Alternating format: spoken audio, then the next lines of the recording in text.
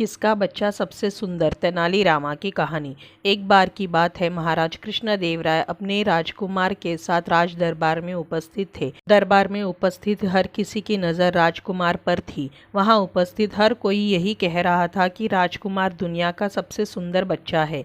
सभी की बात सुनकर महाराज ने भी मुस्कुराकर यही कहा कि उनका राजकुमार दुनिया का सबसे सुंदर बच्चा है। सभी दरबारी महाराज की इस बात पर हामी भरते हैं। तभी महाराज तेनालीरामा से पूछते हैं कि तुम्हारा इस बारे में क्या विचार है।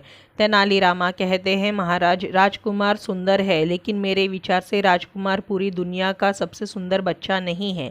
महाराज कहते हैं, तेनालीरामा, तुम्हारे कहने का क्या अर्थ है कि राजकुमार सुंदर नहीं है? तेनालीरामा ने कहा, नहीं नहीं महाराज, मेरे कहने का अर्थ यह नहीं था। आप मेरी बात का गलत मतलब न निकाले। हमारे राजकुमार बहुत खूबसूरत है, लेकिन दुनिया में और भी सुंदर बच्चे होंगे। महाराज कहते हैं, तो क्या हम यह समझे कि पूरी दुनिया का सबसे सुंदर बच्चा हमारे राजकुमार नहीं है?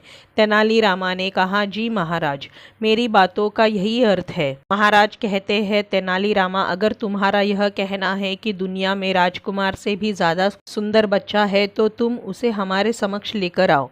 महाराज का आदेश सुनकर तेनालीरामा राजकुमार से भी ज्यादा सुंदर बच्चे के खोज में निकल जाते हैं। कुछ दिन बीत जाने के बाद तेनालीरामा राज दरबार में आते हैं।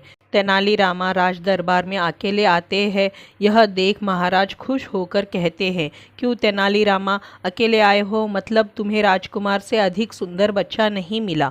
तेनालीरामा कहते हैं, महाराज, मैं आपको इस बात की सूचना देने आया हूँ कि मैंने राजकुमार से भी अधिक सुंदर बच्चा खोज लिया है।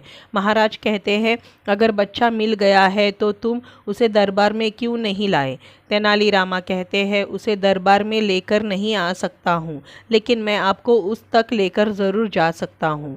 महाराज कहते हैं, ऐसा कौन सा कारण है जिसकी वजह से तुम उसे दरबार में नहीं ला सके? तेनालीरामा कहते हैं, यह तो आपको वहां जाकर ही पता चलेगा।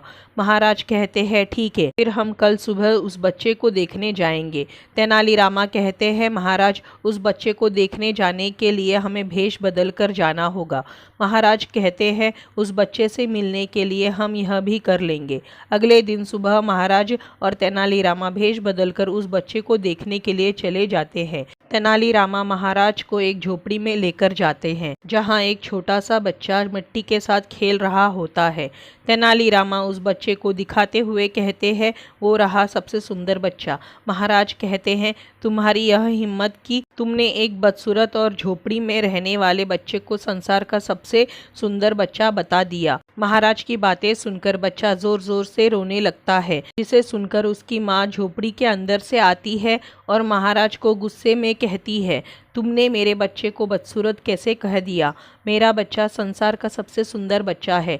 अगर दोबारा मेरे बच्चे को बदसूरत कहा तो मैं तुम दोनों की हड्डी पसली एक कर दूंगी। यहाँ से चले जाओ और दोबारा यहाँ दिखाई नहीं देना।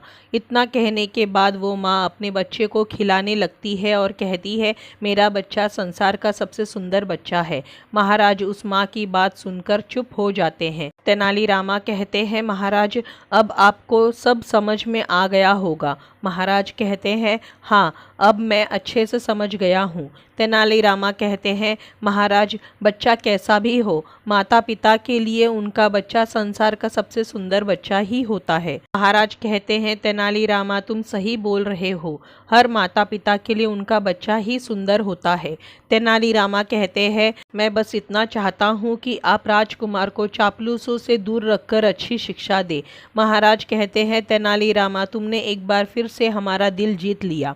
कहानी से सीख, कभी किसी चीज को लेकर घमंड नहीं करना चाहिए, क्योंकि एक ना एक दिन वो घमंड टूटता जरूर है। तो दोस्तों, ये थी तेनालीरामा की कहानी, किसका बच्चा सबसे सुंदर। आपको कैसी लगी? अगर अच्छी लगी हो तो इसी तरह की कहानियों के लिए चैनल को सब्सक्राइब करें, वीडियो को लाइक करें, शेयर करें।